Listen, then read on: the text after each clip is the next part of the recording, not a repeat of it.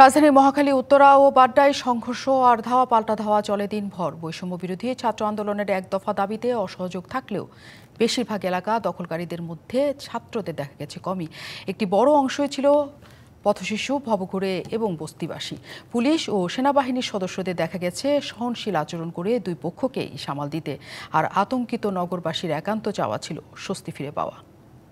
সেই যখন শিক্ষার্থীরা স্লোগান দিচ্ছে তাদের দাবি আদায়ের জন্য, তখন রাস্তার উল্টো দিকেই আমরা দেখতে পাচ্ছি লাঠি হাতে আরও কিছু তরুণ।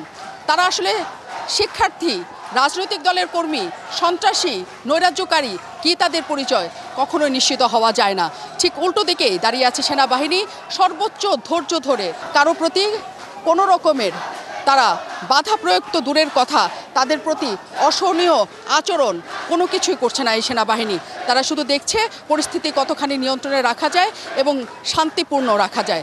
কিন্তু শান্তিপূর্ণ থাকবে কিনা, রাস্তার ওই ধারে লাঠি হাতে যাদের দেখা যাচ্ছে তাদের উপরে নির্ভর করে ঘটনাচক্র। আপাত দৃষ্টিতে ছাত্রদের শান্তিপূর্ণ অবস্থান দেখা গেলেও ঠিক পাশেই আছে সহিংসতার ইঙ্গিত। লাঠি হাতে যাদের প্রস্তুতি নিতে দেখা গেল তারা শিক্ষার্থী কিনা তা নিয়ে আছে সন্দেহ। আগেরবারের মতোই বেশিরভাগ এমন জমায়েত জুড়ে পথশিশু আর অছাত্রদের আধিপত্যই বেশি। কিছুক্ষণের মধ্যেই ছাত্রলীগ আর যুবলীগের ধাওয়া আর পাল্টা ধাওয়ায় মাঠ দখলের চেষ্টা। এখানে শিক্ষার্থী বলতে বলে শিক্ষার্থী না, এরা বডি ছিল, দাও ছিল। কোন শিক্ষার্থী বডি নিয়ে আসতে পারে? কোন শিক্ষার্থী বডি নিয়ে আসবে না। কোন শিক্ষার্থী নাই, ওরা শিক্ষার্থী নাই। শিক্ষার্থীর নামে ওরা সন্ত্রাসী, ছাত্র শিবিরের সন্ত্রাসী। শেখ হাসিনার সরকার বারবার দরকার।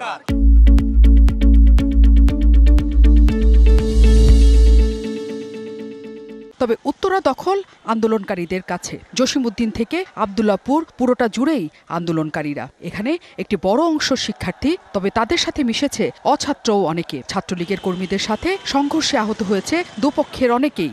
আছে ছাত্রলীগের মৃত্যুর খবরও, তবে সে সংখ্যা নিশ্চিত করা যায়নি এখনো। আতঙ্ক নিয়ে চলছেন পথচারীরা, তারা চাইছেন শান্তি। আমাদের দাবি তো মেনে নিচ্ছে সরকার, তারপরে কেন আমরা রাস্তায় এসে হাঙ্গামা করতেছি? যাওয়ার সময় বিএনপি পদোন্নতিতে আমরা কেন আমাদের ছাত্রদের মধ্যে গ্যাঞ্জাম লাগাচ্ছি? আপনি এসে রাস্তা আটকাই দিবেন, আপনি এসে ভাঙচুর করবেন, আগুন জ্বালাও পোড়াও করবেন, এটা তো আর সিস্টেম হতে পারে না। যেভাবে হোক একটা মীমাংসা করে সবাই মিলে শান্তিতে থাকতে চায়।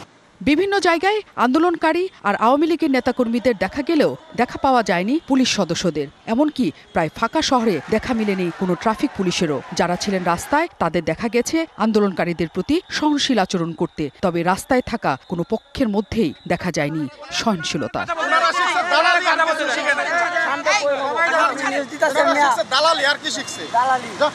Naznin Munni, DBC news, Dhaka.